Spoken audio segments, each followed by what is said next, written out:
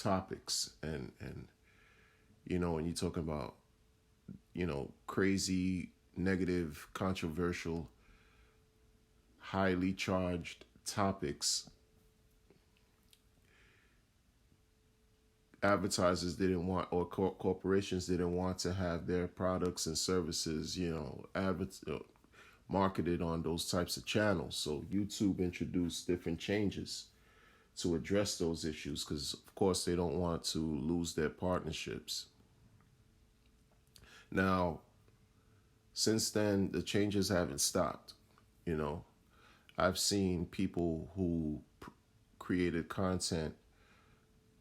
You know, they used other options to remain relevant, just in case their channels were to get struck down. I mean, we all saw what happened with the likes of people actually being banned on YouTube, banned from YouTube. You know, um, but people use different options. People went a completely different route, got off YouTube altogether, or created donations or donation crowdfunding lines to like Patreon, to receive some type of support, because before the ad apocalypse, quote unquote, people were making a decent living off of YouTube. I remember one YouTube viewer explained to me that although he wasn't using YouTube as his primary source of income, he was earning about $200, a month from his content from Google, and that grew over time. And of course, I believe there's a link or a website called Social Blade that also gives much more detailed information and analytics in regards to revenue and things from different channels. You can go to Social Blade and see that, for example, see what channels can generate as far as revenue. People were making a sizable amount of income, right, before the ad apocalypse, and post ad apocalypse, people saw different ways. They saw a decrease in the amount of revenue, right? And so they had to create other streams, other ways to keep their channels going, keep their channels popping, keep their subscribership up. But they needed help from the subscribers by creating Patreons and things of that nature. And some people had to change their content style altogether. Whatever they started, to deliver on their channels, they changed. They start talking about other things and whatever. But this is where I've always been interested in talking about why it's important to create business or start a business for yourself, in terms of, because you're a partner with YouTube and you're able to create content that's affording you income, that's affording you an opportunity to receive income. That's a stream that you should be able to protect. You know, learn about business, learn about how to start a small business, to be able to protect your assets, to secure your assets. There, and even on this platform, there are tons and tons of material that's available through this corporation, through this medium that we use to that can give us information on how we can start businesses on whatever level we want.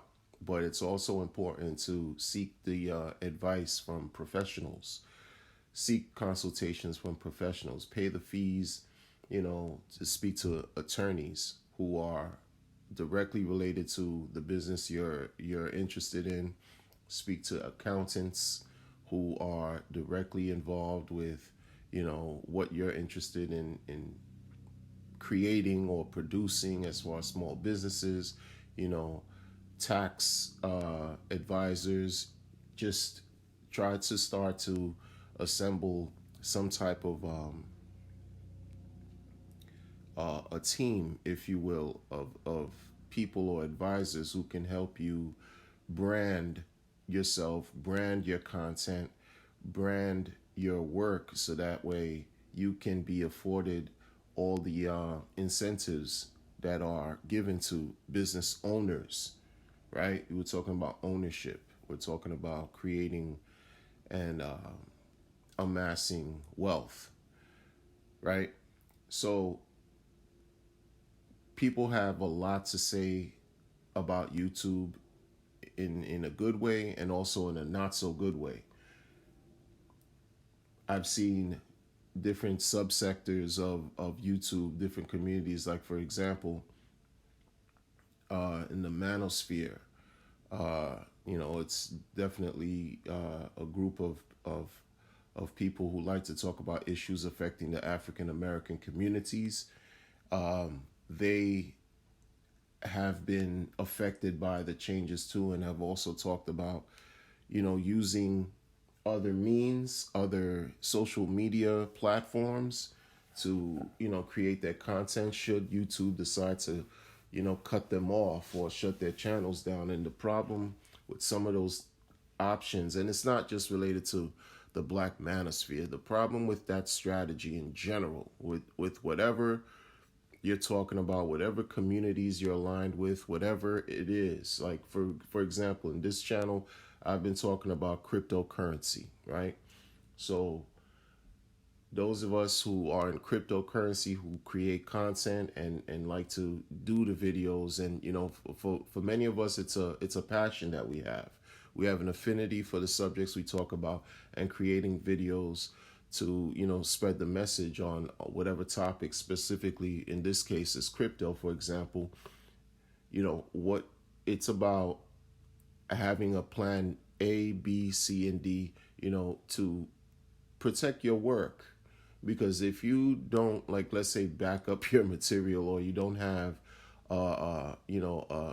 sort of like your video secure in somewhere, a different way, and let's say YouTube decides to pull the plug and shut your channel down, then you'll have to start all over again. And we all know, those of us who create content, how hard it is to create content, number one, and two, to amass subscribers. It's not as easy as people may think.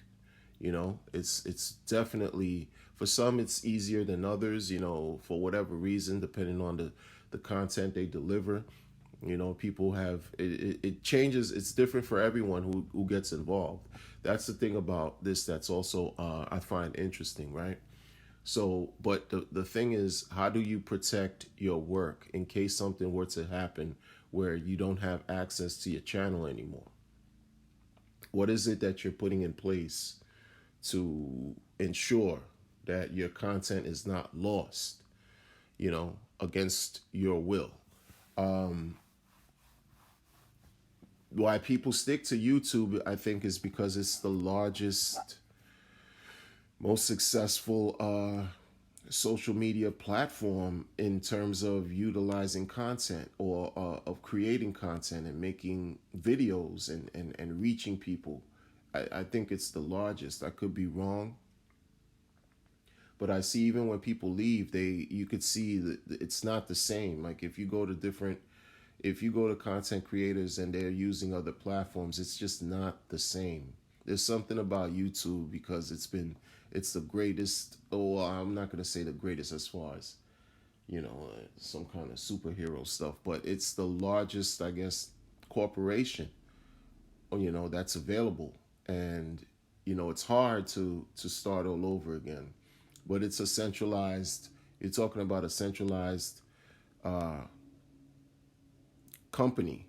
This is what crypto is about. Cryptocurrency talks about decentralization, right? Where you don't have one central authority that owns, that can push the button and turn the thing off and on. It's something that's accessible to everyone, and it can't be stopped. But YouTube is not that. YouTube is a corporation. YouTube, there is a central point of access and that runs the show. In other words, you have someone has to, manage and take care of the operations. If something goes on with your channel, you know who to go, where to go, what channels. You have to go through certain steps because it's a corporation, but it's a successful one. That's why people don't leave YouTube. They deal with the changes and try to, not go against the grain. Because when you go against the grain, it's like it reminds me of, and I know I'm talking a lot, so just bear with me. Those of you who are interested, those of you who are not, shout out to y'all. But those of you who are interested, just take a little journey with me in this video of what I'm saying. This reminds me of the entertainment type of thing, like music. I like all types of different genres of music, but for example, in the hip hop, rap music industry, when people talk about they have a machine behind them, they're signed to a major label, so the major labels akin to a machine. They have their own sets of departments that are available. It's like a one-stop shop thing. You have your marketing, you have your public relations, you have your different departments in the music business that can do the work for you. All you have to do is show up and record your music, do your shows, do your performances, and not have to worry about all the legwork, because the machine will take care of it for you. In that respect, I could see how YouTube is similar to that of a Sony Music, of a Universal, whatever, and Interscope, whatever you want to call it. There's these conglomerates that are there that'll do the legwork for you for a sizable cut, for a nominal fee, and usually it's a lot, right? You're given in advance, so but that advance has to be recouped. You have to pay those advances back to the corporation until you make monies off of your shows, and you on the road, you doing X, Y, and Z. You have your own merchandise. Hopefully, it's not tied in to your contracts by way of 360 deals. But I'm not trying to veer off the topic too quick. What I'm saying is having a partnership with the machine versus going independent. When you go independent, let's say you leave YouTube and you want to do your own thing or get into a different platform that's, so to speak, decentralized or not as big as YouTube, you have to do much more work. You have to generate a lot more. It's already hard as a content creator to build your channel up. But when you have YouTube, they do their part as far as, using their formulaic expressions, algorithms to get your work put out, have your message spread out to whatever viewers, recommended, suggested videos, whatever. They do their work, and they're constantly changing and evolving, right? So that's done for you. But when you're independent and the medium that you're using is not as large as YouTube, nowhere near as large as YouTube, and people don't really are excited or care about joining these other platforms, it's that much more work. So how much is this worth to you? Learn how. I think it's important to learn how the game is played so that you can play the game so that it can be advantageous to you, right? To us as content creators, so that we can entertain the viewers the way that they would like to be entertained, that cause them to become a subscriber and follow us, and not lose sight of, why we do what we do. Because of course it's great to be compensated. Who doesn't want to be compensated for the work we do? But it's getting harder and harder and harder if our material is not supported by the conglomerate, or if we're not, sort of like becoming more flexible and allowing the changes to help us. Because some people could say, okay, it used to be where you had to have 10,000 views on a video or so, 10,000 views total to be able to get monetized, especially if your material wasn't was, you know, friendly, quote unquote, or kid friendly, I would say. Now it's not like that. You have to have at least 1,000 subscribers. See, before you could only, I remember you could have 10,000 views, and it didn't matter how many subscribers you had. Your channel would, your videos, depending on the content, would get monetized, depending on, you know, if it was, you know, I guess, you know, no cursing and no controversial issues, and there were no copyright guidelines or infringement, you can get monetized. Now it's not like that anymore. You have to have a minimum of 1,000 subscribers to even go live on YouTube, from YouTube directly. You can go live with less subscribers, but you can't go live through YouTube. You can use other platforms, other means to go live on your channel, but you have to go with the changes. You know, you have to go with the times. You have to at least be able to adapt to what's taking place, because these changes are not going to stop. Because I think it's about profit. I think it's about the companies finding different ways to make more money. Of course, we're living in the western part of the world. It's about profit. It's about capitalism, right? But how does this affect the small viewers, or the content creators, small or large? Because I think as of December 10th, this video is on December 12th. So 2 days ago, they made an announcement that, you know, YouTube made an announcement that if you don't make the changes as far as acknowledge, you know, if your videos are going to be kid friendly, there would be some type of consequence laid out as starting December 10th. I'm not sure exactly what's going to happen, if they're going to just cut channels off altogether. But you have viewers who were nervous about that, who said, you know, they're worried. You know, these some of them are like independent journalists who just try to be as deliver free thinking material as much as possible without any type of bias or slant. They were worried that their channels were getting cut because they saw the effects little by little. They saw the subscribership go down. They saw that their videos were not getting monetized. So they were just, you know, pretty much reaching out to the people, to the viewers, for support through Patreon and other means, so that they can be able to pay their bills, because they were living off the stream. They were living off the stream of income that they were amassing from creating these videos from YouTube without. And the part about it that's a learning thing for me is you have to have like a safety net. You have to create a safety net for yourself. That's why those of us who are YouTube creators have to start thinking in terms of business, the mindset of a business. How is it that you're going to allow YouTube? Because it's an opportunity.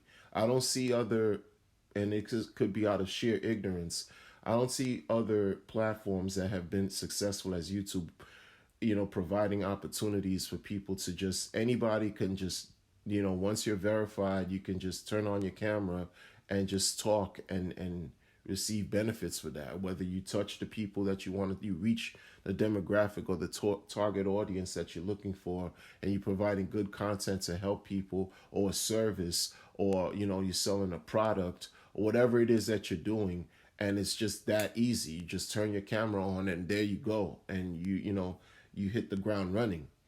But what safeguards are you putting to be able to ensure that that continues for yourself? I think that's what's missing, and that's what needs to be encouraged more. You know, in cryptocurrency, it's a different thing. It's a totally different thing. But it's still about creating content, and what safeguards can you put up to protect your content, protect you, even your assets, so that if something were to happen that's beyond your control, you won't feel the effects of it too much. You know, you may feel the effects, but it won't be as great as if you had nothing in place to protect yourself or your interests, right? I think that's important.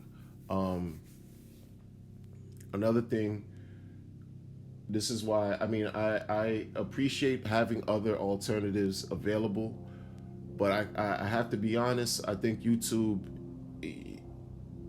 they're on top, man. Like it's a lot. It's hard to start channels all over again.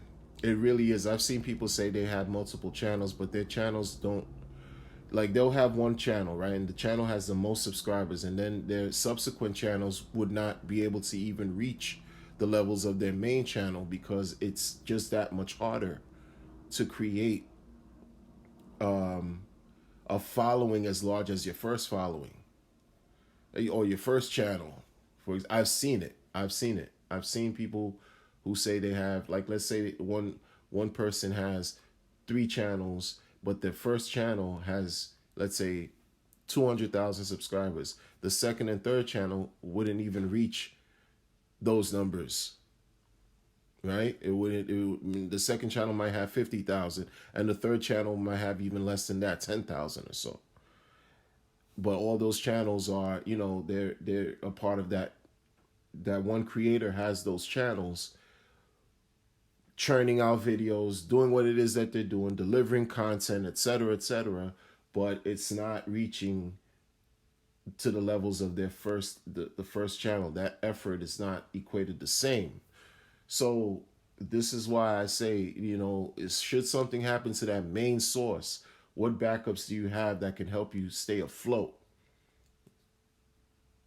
I hope what I'm saying makes sense to the viewers.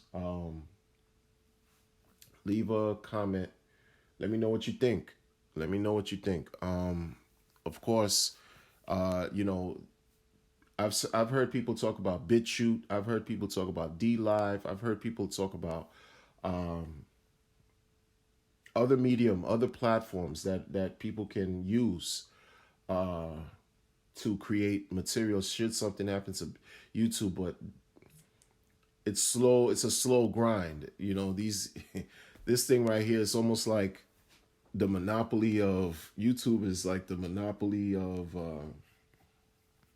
It's not a monopoly, but you know what I mean, like the monopoly of the social media video making space, because they are number one, hands down. So I guess it's important to just understand why we have this opportunity while it still exists, to do things above board and to allow ourselves to be receptive to receive the benefits of owning a business, of owning our content, of being able to monetize from our content, so that we always are somewhat in control of the material that we create. It's going back to like the whole record label thing.